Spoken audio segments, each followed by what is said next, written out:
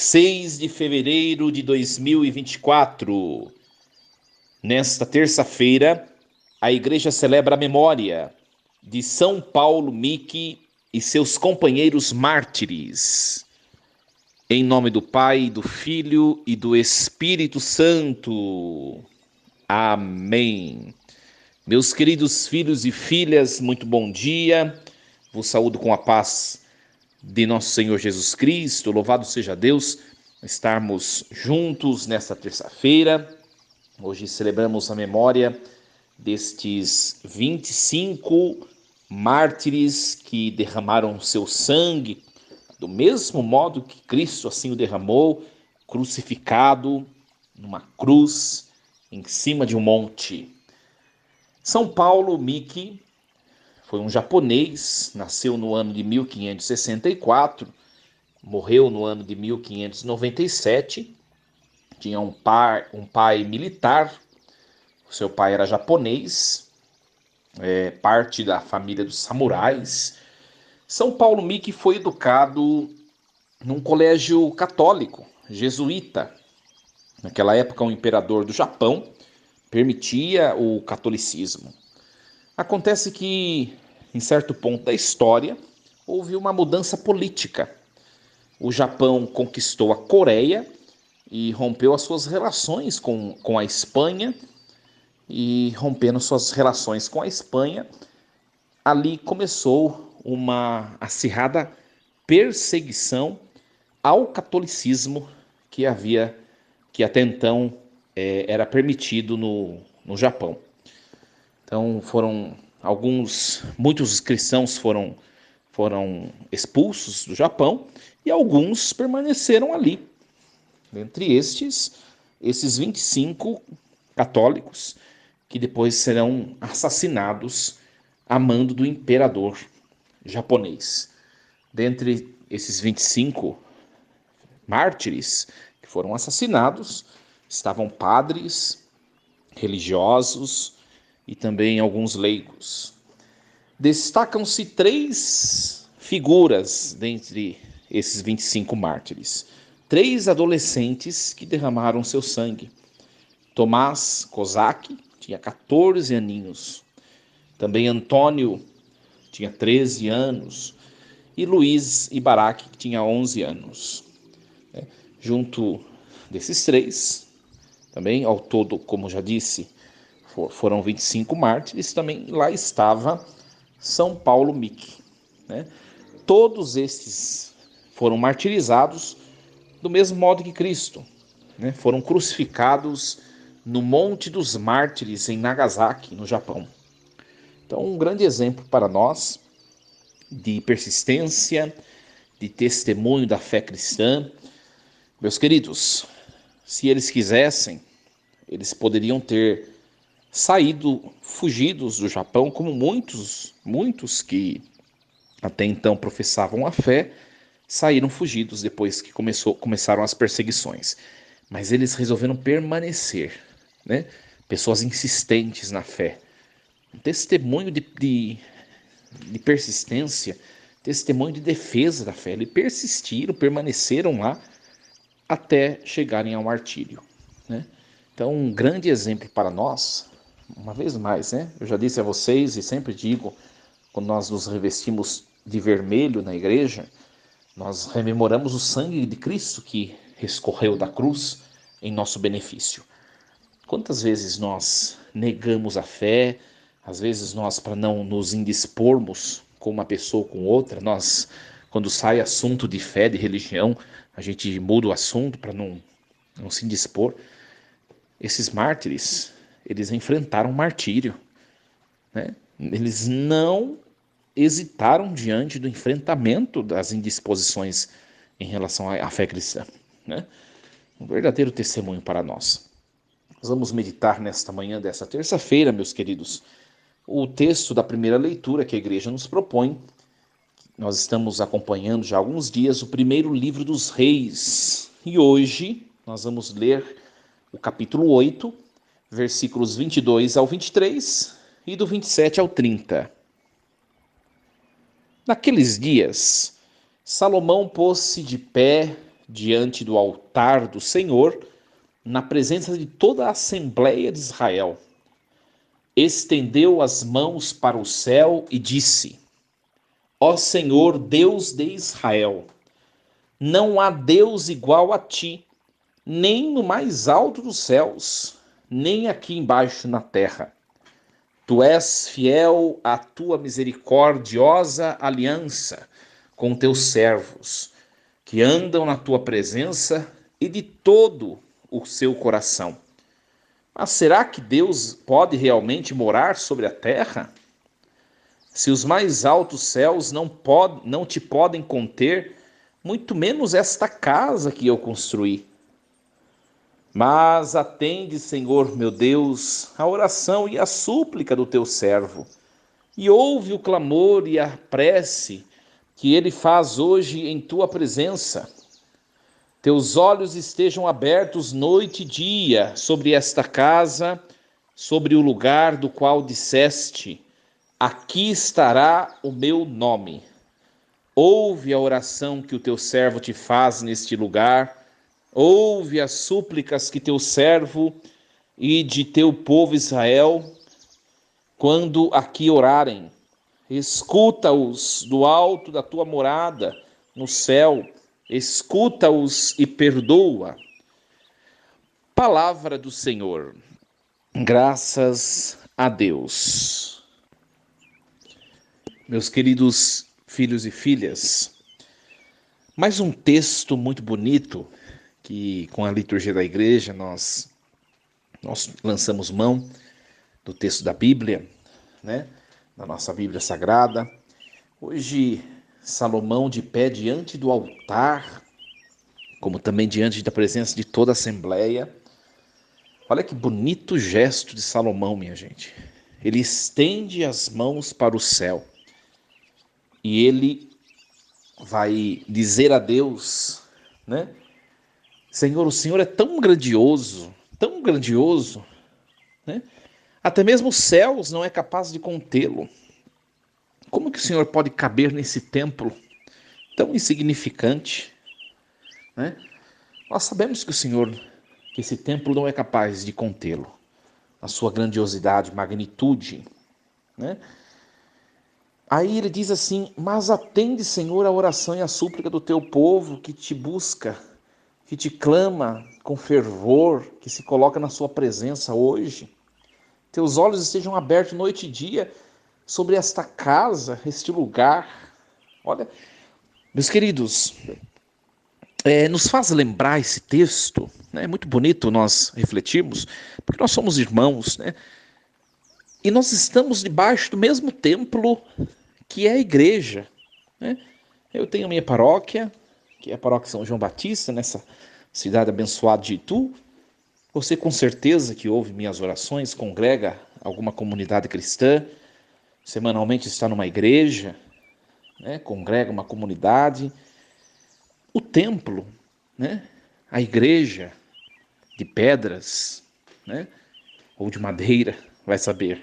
Ora, é um simples símbolo daquilo que é a eternidade, né? A igreja é um sinal, a igreja enquanto templo, enquanto santuário, enquanto construção, né, física, ela é um símbolo daquilo que vai ser o céu, casa de Deus, né? Casa de Deus. Salomão, ele ergue os seus braços, aos céus, né? Ele, diante do povo, diante do altar, erguendo os seus braços, ele reconhece que tudo o que ele fez... Olha, minha gente, eu vejo a minha igreja São João Batista aqui, né? Que eu várias vezes me pus a escutar a história de como foi a construção. Diz que tem até uns membros que construíram essa igreja estão vivos, né? E muita gente ajudou, foram os próprios paroquianos que erigiram essa igreja. Eu fico a pensar o templo de Jerusalém, como que era o templo de Jerusalém? Devia ser gigantesco, né? A gente vê as grandes basílicas, né? Você olha, por exemplo, a Aparecida, a gente tem a graça de morar não tão longe, tem acesso tão rápido ao Santuário Nacional da Aparecida. Aquela igreja gigantesca, a gente olha e fala, nossa, como que foi construído isso? Imagine o Templo de Jerusalém, quanto que não era grande. E Salomão, que empreendeu aquele templo, que construiu aquele templo sob o seu reinado. Ele reconhece que tudo que ele fez, ele pensou em fazer segundo a dignidade merecida por Deus. Ele reconhece que tudo que ele fez foi pequeno. Foi pequeno. Por isso ele pede, Senhor, não olhe a nossa pequenez, não olhe a pequenez desse templo, mas olhe o seu povo que vem te buscar aqui, nesse santuário, nesse templo. Que oração bonita de Salomão hoje, né? Que oração bonita. Os teus olhos estejam abertos noite e dia sobre esta casa, sobre o lugar do qual disseste, aqui estará o meu nome. Ouve a oração que o teu servo te faz nesse lugar, ouve as súplicas do teu povo Israel, que aqui nesse santuário, nesse templo, ora a ti. Olha que oração belíssima. Meus queridos, nós temos que talvez trazer em nós esses mesmos sentimentos de Salomão. Salomão, ele deu o seu melhor para Deus, minha gente. Ele deu o seu melhor. Aquele templo era um templo suntuosíssimo. Ele fez o que ele podia fazer de melhor para Deus. E diante de Deus ele considera aquilo como um nada. Mas ele invoca que Deus, a partir daquele nada, Deus pudesse ouvir as suas orações e a do povo. E a grande pergunta que a liturgia nos faz, né? Porque o texto tem que falar para a nossa vida pessoal. O que nós estamos fazendo e construindo para Deus? É a grande pergunta. Porque, minha gente, a gente pode empreender nossa vida e correr atrás de tantas coisas para nós mesmos, para os nossos filhos, para a nossa família, e deixarmos as coisas de Deus em segundo plano, ou nem termos a Deus como previsão nos nossos negócios, nas nossas rotinas. Deus simplesmente é um momento que de vez em quando eu tiro da minha vida, quando sobra um tempinho lá, eu vou na igreja de vez em quando, né? Uma vez por semestre. O que você está construindo da sua vida para Deus? Porque Salomão tinha um reino nas suas mãos. E de todo este reino, o que ele fez de mais suntuoso, grandioso, foi o que era para Deus, que foi o Templo de Jerusalém, que foi o memorial do reino de Salomão. E nós, o que fazemos para Deus? Sabe, eu vejo de vez em quando, minha gente, as pessoas servem à igreja, muitas vezes, tá? Estou falando muitas vezes, estou falando que é todo mundo e que é sempre, por conveniência. Sabe quando alguém serve por conveniência? Vou dar um exemplo a vocês. Né? Quando o pastor, né, na figura do padre, vai lá, chama a parte da pessoa e fala, olha, vamos fazer um pouquinho melhor isso, que não está legal, ou vamos mudar alguma coisa, não quero desse jeito, quero... Pronto, a pessoa abandona tudo, não vou mais nessa igreja. Ora, então você estava buscando o que era conveniente a você. O que era conveniente, porque se você não tem obediência, você não pode servir a igreja. A igreja é a casa dos obedientes. Ah, então o padre é um rei. Não, o padre também obedece, minha gente. Na igreja não há quem não obedeça. Né? Na igreja não há quem não obedeça. Não há. Né? Os fiéis devem obediência ao sacerdote.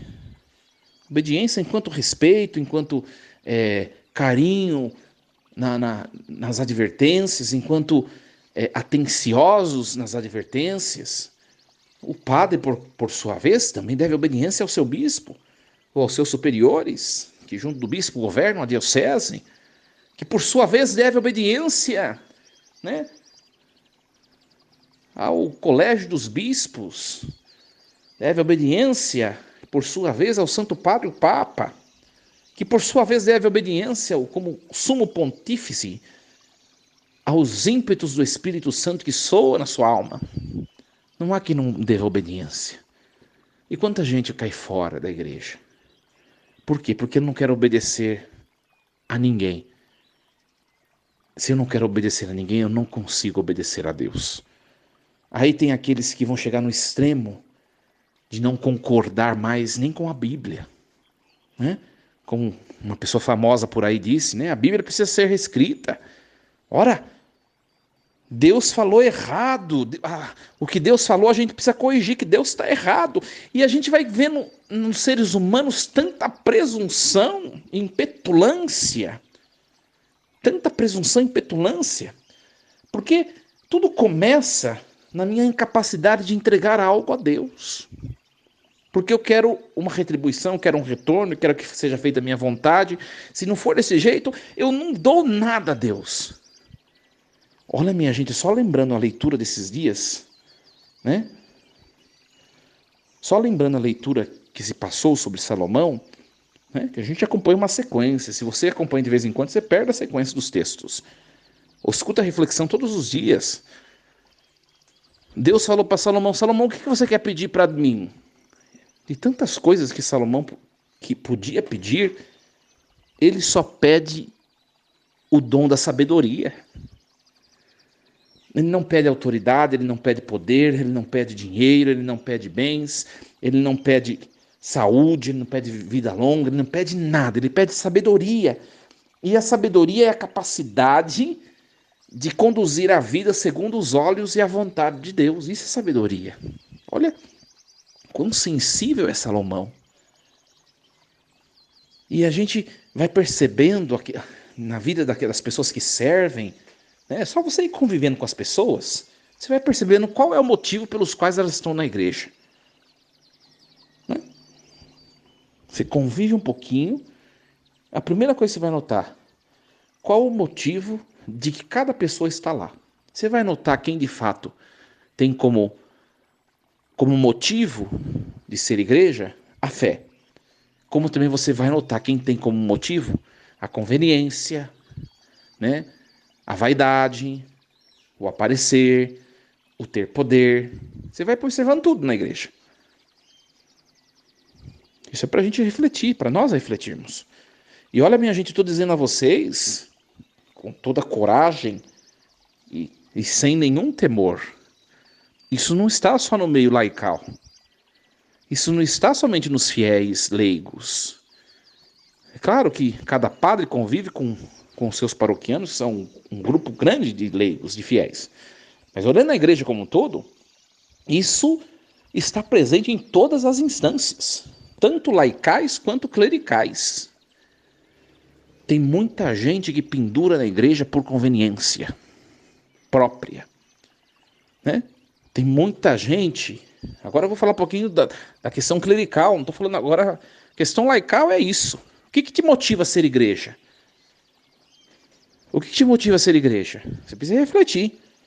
O motivo de você ser igreja tem que ser aquilo que é o cerne da vida cristã. Os sacramentos da igreja. A fé, as virtudes teologais, né? A sua salvação, a salvação dos seus. Isso deve ser o motivo. E quem tem isso como essência, nunca deixa a igreja.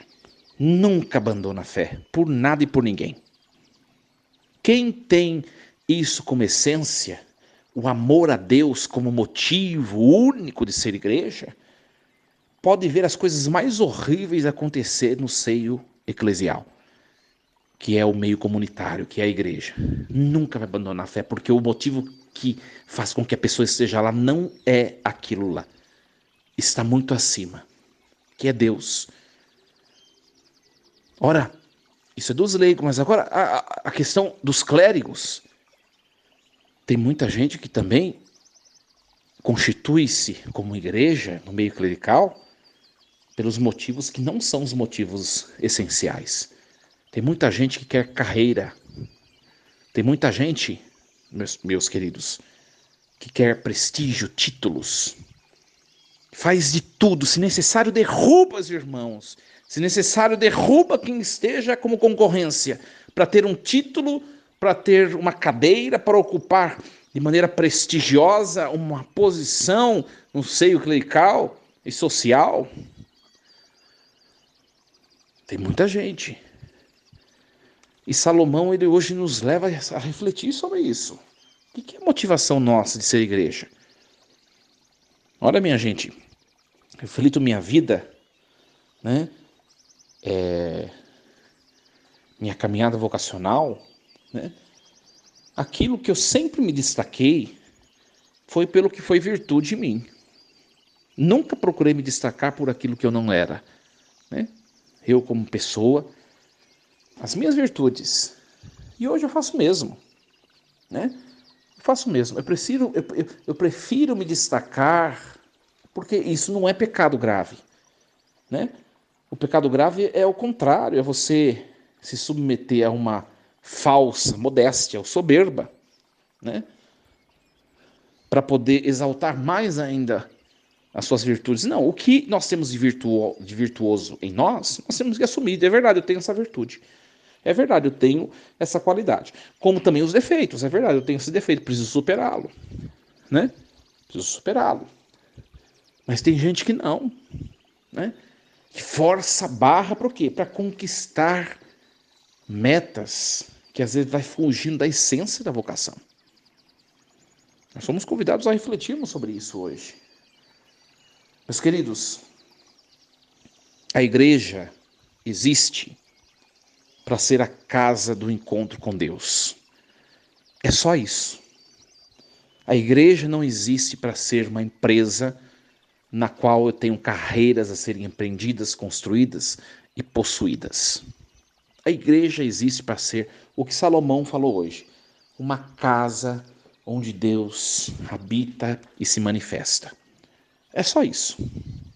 O que nós estamos fazendo na nossa fé e na nossa vida de igreja? Nós estamos nesse caminho? Ou a igreja virou negócios? Virou projetos e carreiras? Para a gente refletir. Todos nós, todos nós, todos nós. Né? Começando pelo padre que está falando. Né? Depois vocês que congregam a igreja. Né? Façam por amor aquilo que a igreja entregou aos seus cuidados. Faça por amor, porque você ama a igreja e ama a Deus. Dê o seu melhor. Né? Tem uma outra coisa, minha gente, às vezes as pessoas fazem de qualquer jeito as coisas de Deus. Né? Faz as coisas do mundo na maior e mais perfeita qualidade, e as coisas de Deus eu faço quando dá tempo. Eu faço quando me é conveniente, quando sobra um tempo. Não faz isso com Deus, não. Se tem alguém que merece o nosso melhor, mais do que todos os seres humanos, é Deus, minha gente. Deus merece o nosso melhor. Que a palavra de hoje nos ajude a olharmos, minha gente, o que nós estamos fazendo da nossa vida de fé. Né? Eu tenho para mim a seguinte coisa. O dia que eu desviar o meu olhar daquilo que é a essência da fé da igreja, que é a vida dos sacramentos, tudo vem depois. E se alguém contestar teologicamente, a gente tem o documento da Sacrosanto de Concílio. Né? A Eucaristia é a fonte e o ápice de toda a vida cristã. Está escrito na Sacrosanto Concilium. É um documento da igreja. Né? Tenho nas mãos como respaldo do próprio documento da igreja. Tudo que vem diferente dos sacramentos vem depois deles. E termina neles. Né? E termina neles. A ação caritativa da igreja, a ação, vamos dizer assim, hospitaleira da igreja, tudo do que vem diferente dos sacramentos vem depois dele, parte dele e volta para ele. Eu tenho para mim assim a seguinte coisa, eu comecei a falar, né? O dia que eu perder o meu olhar, né, dessa vida sacramental, se um dia, eu espero que não, mas se um dia e não tiver mais prazer, aliás, se um dia eu tiver mais prazer pelos negócios, pela parte administrativa, e por outras tantas coisas que envolve o seio eclesial, mais do que rezar uma missa, eu deixo de ser padre. Eu perdi a essência. E olha, minha gente, isso vale para todos nós. Para todos nós. Tem muita gente, e eu já vi, né? Trabalham em festas, em quermesses, né? Eu não vou falar da parte clerical, porque pode causar tumultos, você sabe muito bem, né? Vou falar da parte laical, né? Tem muitos leigos, por exemplo, que trabalham em festas, trabalham em quermesses, trabalham em movimentos que servem os pobres, as famílias carentes, serviços sociais e tantas outras coisas. Mas não vão na missa dominical. Qual o sentido de ser igreja assim? Então, é para a gente se questionar, né? Todos nós, começando por mim, né? O que tem sido o centro da minha vida enquanto católico? Para a gente se questionar. Que o testemunho de Salomão, essa oração belíssima, depois leia de novo na sua casa. Esse é o capítulo 8º, o versículo 22 em diante, do primeiro livro dos reis, primeiro reis. Leia, primeiro reis 8, 22 em diante. Belíssima oração de Salomão. Nos ajude a refletir e avaliar. Não é para ficar olhando para os outros. Ah, é verdade, tal pessoa vai na igreja. Não, é para olhar para mim. Não estou falando para você, minha gente. Estou falando para você que está escutando a partir de mim, sem pensar em ninguém. De maneira muito sincera, estou dizendo, sem pensar em ninguém. Olhando para mim, enquanto sacerdote, né? Que também muitas vezes deixa a desejar em muitas coisas que eu faço como padre, né? Deixa a desejar. Posso ser melhor, né? Então você que está me escutando, que tem escutado ao longo de todos esses dias essas palavras tão lindas do Antigo Testamento, reflita na sua vida enquanto católico. Você tem sido o seu melhor para Deus? Né? Aí, padre, mas é muita exigência, né? Porque eu tenho que ser um bom pai, uma boa mãe, um bom filho, um bom funcionário, um bom patrão, um bom tal coisa, um bom tal coisa, um bom tal coisa. Eu tenho que ser bom católico também, mas essa tem. Por isso que Jesus fala, sede perfeitos, como o Pai do céu é perfeito. E buscar a perfeição de que Jesus fala é nós fazermos o que nós temos de fazer em todas as dimensões, não em uma só, em duas, em três, todas. E ser cristão católico é uma delas. Como nós temos sido? Força e coragem. Em nome do Pai, do Filho e do Espírito Santo. Amém. E lembremos-nos sempre, Deus está no comando de tudo.